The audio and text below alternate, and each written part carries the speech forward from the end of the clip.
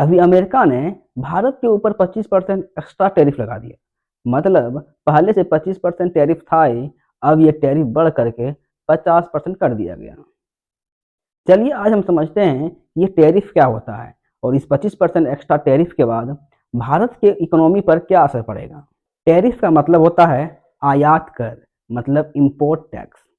जब कोई देश किसी दूसरे देश से कोई सामान मंगवाता है तो वो देश उस सामान के ऊपर एक टैक्स लगा देती है और इसी टैक्स को टैरिफ कहा जाता है। यानी विदेश से आने वाले सामान पर सरकार अधिक पैसे लेती है, जिससे उस सामान का दाम बढ़ जाता है। मान लीजिए कि चीन से 1000 रुपये का खिलौना भारत आता है और सरकार उस खिलौने के ऊपर 30% टैरिफ लगाती है। अब वो सामान 30% अधिक महंगा हो जाएगा, मतलब उस सामान का दाम अब 1000 से 1300 रुपया हो जाएगा। अगर इस कंडीशन में भारत में बना खिलौना जिसका प्राइस 1100 रुपया होगा, वो सामान सस्ता होगा और इस कंडीशन में भारत में बनने वाला खिलौना अधिक बिकेगा और चीन का खिलौना कम बिकेगा। टैरिफ का मकसद यही होता है कि विदेश से आने वाले किसी भी सामान को महंगा करना और उस देश के सामान को बढ़ावा देना। वैसे टैरिफ लगाने के पीछे कई सारे कारण होते हैं।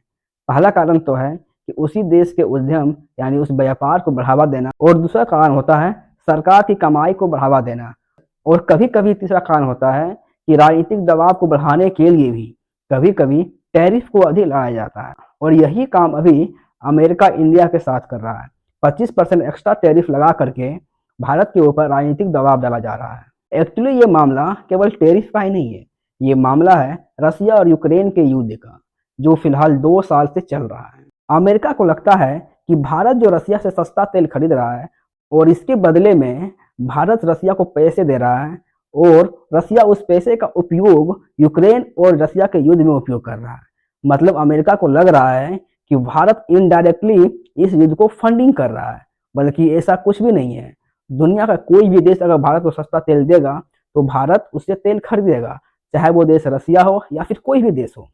भारत को यूक्रेन और रसिया के युद्ध से कोई फर्क नहीं पड़ता है। वैसे इस एक्स्ट्रा 25% टैरिफ के बाद अमेरिका में बिकने वाला कोई भी भारतीय सामान 25% अब एक्स्ट्रा महंगा हो जाएगा और हो सकता है कि अमेरिका में भारतीय सामानों की मांग और उसका सेल गिर सकता है, जिससे भारतीय बिजनेसमैन को नुकसान भी हो सकता है।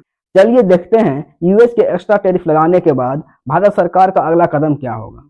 अगर आपके मन में कोई सवाल है तो कमेंट बॉक्स में पूछ सकते हैं और इसी प्रकार के इंटरेस्टिंग वीडियोज के लिए please do subscribe my channel. Thank you.